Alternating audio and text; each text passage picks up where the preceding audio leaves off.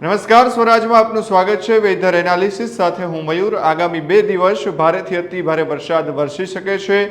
આગામી 2 દિવસની અંદર અનેક જગ્યાએ મેઘતાંડવની સ્થિતિ સર્જાઈ શકે છે અને દક્ષિણ ગુજરાત અને મધ્ય ગુજરાતમાં ભારેથી અતિ ભારે વરસાદની આગાહી પણ કરવામાં આવી છે।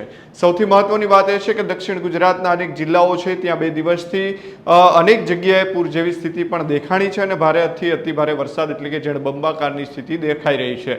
ત્યારે હવામાન નિષ્ણાંત પરેશ ગોસ્વામી છે તેમના દ્વારા શું આગાહી કરવામાં આવી છે તેમની વાત કરીએ। પરેશભાઈ ગોસ્વામી છે તેમણે આગાહી કરતા કહ્યું છે કે અનેક વિસ્તારોમાં ધોધમાર વરસાદ વરસવાનો છે। આજથી વરસાદની જે તીવ્રતા છે તેમાં વધારો થવાનો છે અને તેમની પાછળનું સૌથી મોટું જો કોઈ કારણ હોય તો તે બંગાળની ખાડીમાં જે સિસ્ટમ બનતા ઉત્તર ભારત ગઈ છે તેનો ટ્રફ ગુજરાત તરફ લંબાયો છે, એટલે કે જેમ જેમ તે ગુજરાત તરફ આવશે તેમ વરસાદની જે તીવ્રતા છે તેમાં વધારો થવાનો છે। સૌથી મહત્વની વાત એ પણ છે કે મધ્ય ગુજરાત અને દક્ષિણ ગુજરાતમાં ભારેથી અતિ ભારે વરસાદ વરસવાની શક્યતા હવામાન નિષ્ણાંત પરેશભાઈ ગોસ્વામી છે તેમના દ્વારા કરવામાં આવી છે।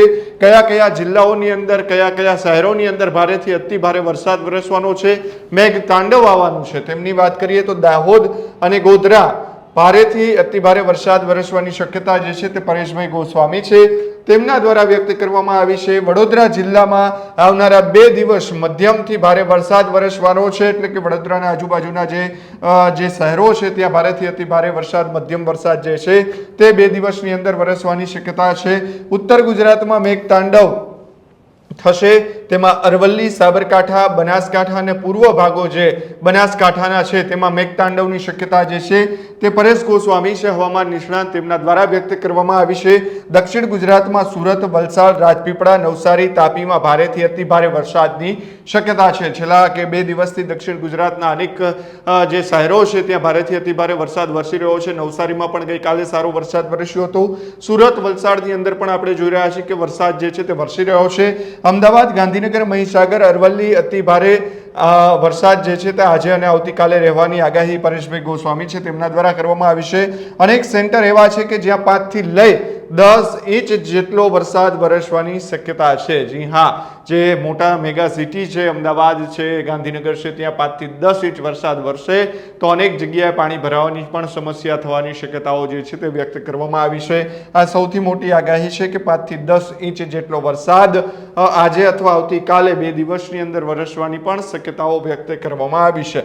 જેમ જેમ સિસ્ટમ નજીક આવશે તેમ વરસાદની તીવ્રતા જે છે તે વધતી જવાની છે। એટલે પરેશભાઈ ગોસ્વામી છે તેમણે જે આગાહી કરી છે તેમાં તેમણે કહ્યું છે કે અનેક વિસ્તારોમાં ધોધમાર વરસાદ વરસવાનો છે। દાહોદ, ગોધરા, વડોદરાના અલગ અલગ જે શહેરોની અંદર ઉત્તર ગુજરાતમાં મેઘતાંડવ થશે। અરવલ્લી, સાબરકાંઠા, બનાસકાંઠાના પૂર્વ ભાગોમાં, દક્ષિણ ગુજરાત, સુરત, વલસાડ, રાજપીપળા, નવસારી ભારેથી અતિ ભારે વરસાદ, અમદાવાદ, ગાંધીનગર, મહીસાગર, અરવલ્લી અતિ ભારે અને આજે અને આવતીકાલે વરસાદ નોંધાશે। અનેક સેન્ટરો એવા છે કે જ્યાં 5 થી 10 ઇંચ જેટલો વરસાદ વરસવાની શક્યતા હવામાન નિષ્ણાંત પરેશભાઈ ગોસ્વામીએ કરી છે।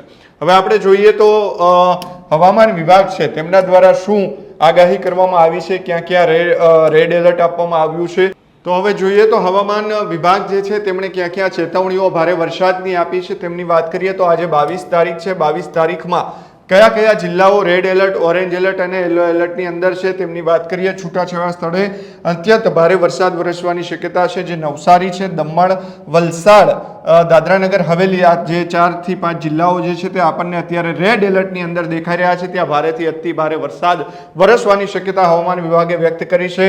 જે ઓરેન્જની અંદર આપણને દેખાઈ રહ્યું છે સુરત, એટલે કે ઓરેન્જ એલર્ટ આપવામાં આવ્યું છે સુરત, તાપી, ડાંગ, નર્મદા, છોટાઉદેપુર, દાહોદ, પંચમહાલ, મહીસાગર અને અરવલ્લી, જ્યાં છૂટા છવાયા સ્થળે ભારેથી અતિ ભારે વરસાદ વરસવાની શક્યતા જે છે તે વ્યક્ત કરવામાં આવી છે। હવામાન નિષ્ણાંત પરેશ ગોસ્વામીએ પણ આ જ પ્રકારની આગાહી જે કરી છે કે જે હવામાન વિભાગે કરી છે તેમાં કહ્યું છે દક્ષિણ ગુજરાતના અનેક ભાગોમાં ભારેથી અતિ ભારે વરસાદ વરસવાની શક્યતાઓ છે। જે યલો એલર્ટ આપવામાં આવ્યું છે અમદાવાદ, ગાંધીનગર, ખેડા, આણંદ, વડોદરા અને ભરૂચ, જ્યાં છૂટા છવાયા સ્થળોએ ભારે વરસાદ વરસવાની શક્યતા છે। એટલે આખા ગુજરાતની અંદર વરસાદ દેખાઈ રહ્યો છે।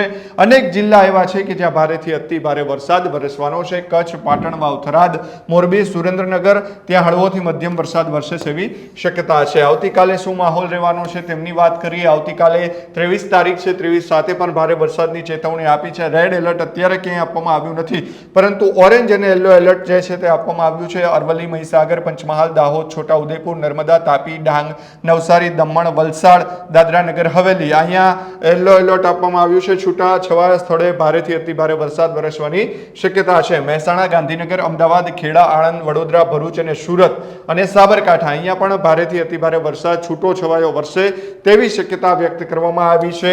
આગામી જે 24 તારીખ છે ત્યાં હવામાન વિભાગ છે તેમના દ્વારા યલો એલર્ટ જે છે તે દક્ષિણ ગુજરાત અને મધ્ય ગુજરાત અને ઉત્તર ગુજરાત છે ત્યાં યલો એલર્ટ આપવામાં આવ્યું છે.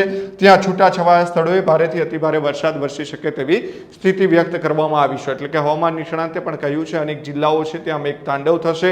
હવે વિંડીના માધ્યમથી જોઈએ તો વિંડીના માધ્યમથી કયા કયા જિલ્લાઓની અંદર વરસાદ આપણને દેખાઈ રહ્યો છે. સૌથી મહત્વની વાત એ છે કે બંગાળની ખાડીની અંદર જે સિસ્ટમ સક્રિય થવા જઈ રહી છે તેનો ટ્રફ ઉત્તર ગુજરાતથી થઈને અહીંયા જે ગુજરાત પાસે આવી રહ્યો છે તેવું હવામાન નિષ્ણાંતોનું કહેવું છે. ત્યારે હવે ગુજરાતના કયા કયા ભાગો એવા છે કે જ્યાં આજે વરસાદ જે છે તે ભારેથી અતિભારે વરસવાની શક્યતા છે. આપ જોઈ રહ્યા છો કે સુરત, વાપી, વલસાડ સહિતના જે ભાગો છે ત્યાં ભારેથી અતિભારે વરસાદ વરસવાની શક્યતાઓ જે છે તે વ્યક્ત કરવામાં આવી છે. અને હાલની વાત કરીએ તો બપોરે 12 થી 1 વાગ્યાની સમય અનુસાર સુરત, વાપી જે આજુબાજુના ભાગો છે કે જ્યાં અત્યારે આપણને આ સિસ્ટમ રેડ ને પિંકની અંદર દેખાઈ રહી છે તે જે મહારાષ્ટ્રનું જે બોયસર, નાસિકનો જે ભાગ છે, મુંબઈ ને એ બાજુ ત્યાં ભારેથી અતિભારે વરસાદ વરસવાની શક્યતા છે. સાથે સાથે ગુજરાતની વાત કરીએ તો તેમની અસર ગુજરાતના કયા કયા ભાગોની અંદર પડવાની છે. દક્ષિણ ગુજરાતના ભાગો છે જેમાં વલસાડ, વાપી, મારોલી, કાળોલી, ચિલોલ, ખેરગાંવ, ચીખલી, નવસારી, ડોલવણ, વાલોડ, વ્યારા, સુરત અને ડુમસ આ જે તમામ ભાગો છે ત્યાં ભારેથી અતિભારે મધ્યમ હળવો વરસાદ વરસી શકવાની શક્યતા છે. પારડી, ઝંકારી, કીમ, ઝંખાવ, માંડવી સહિતના જે ભાગો છે દક્ષિણ ગુજરાતની અંદર હવામાન નિષ્ણાંતોએ કહ્યું અને હવામાન વિભાગે પણ કહ્યું કે ભારેથી અતિભારે વરસાદ દક્ષિણ ગુજરાતમાં વરસી શકે તેવી શક્યતાઓ છે.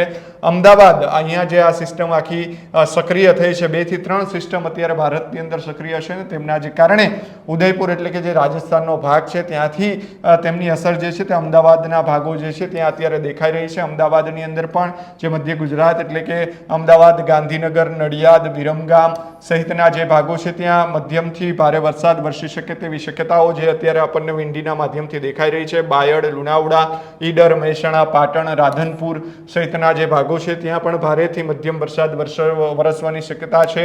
પાલનપુર છે, સાંચોર, થરાદ અને રાધનપુર આ જે ઉત્તર ગુજરાત છે ત્યાં પણ વરસાદ મધ્યમથી હળવો વરસી શકે છે. સૌરાષ્ટ્રની અંદર શું અસર છે, સૌરાષ્ટ્રમાં ક્યાં ક્યાં વરસાદ વરસવાની શક્યતાઓ છે આજની તારીખની અંદર જોઈએ તો પોરબંદર, વેરાવળ, જુનાગઢ, જામનગર સહિતના જે ભાગો છે ત્યાં મધ્યમથી હળવો વરસાદ સૌરાષ્ટ્રમાં વરસી શકે તેવી શક્યતા છે. મોરબીની અંદર પણ વરસવાની શક્યતાઓ છે.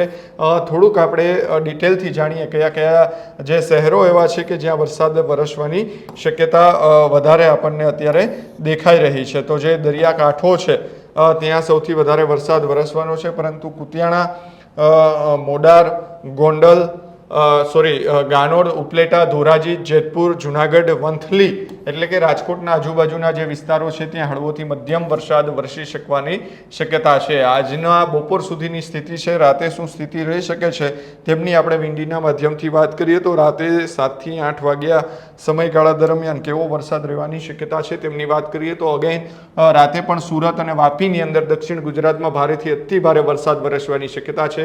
વડોદરા, ગોધરા, અમદાવાદ, મહેસાણાની અંદર પણ ભારેથી મધ્યમ વરસાદ જે છે તે વરસી શકે છે. અહીંયા આ જે ભાગ છે બાયડ, માલપુર, મેઘરજ, હિંમતનગર, પ્રાંતિજ, વિજાપુર, માણસા, લુણાવડા, સંતરામપુર, મોરા, સિમલાવાલા આ જે ભાગ છે ત્યાં ભારેથી અતિ ભારે વરસાદની શક્યતાઓ અત્યારે આપણને દેખાઈ રહી છે. ગાંધીનગર, અમદાવાદ, વિરમગામ, કડી, પાટડી, ધાંગધ્રા, સુરેન્દ્રનગરના અનેક ભાગોની અંદર લીંબડી, સાયલા, રાણપુર, ધંધુકા, હળવદ, ટીકર, માળિયા, મોરબી, આંબરડ, ટંકારા, સહિતનો જે ભાગ છે ત્યાં હળવોથી મધ્યમ વરસાદ વરસી શકે છે. કચ્છ જે વિસ્તાર છે, ભચાઉ, રાપર સહિતનો, ત્યાં અત્યારે કોરું ધાકડ દેખાઈ રહ્યું છે. ભુજની અંદર પણ કોરું ધાકડ દેખાઈ રહ્યું છે.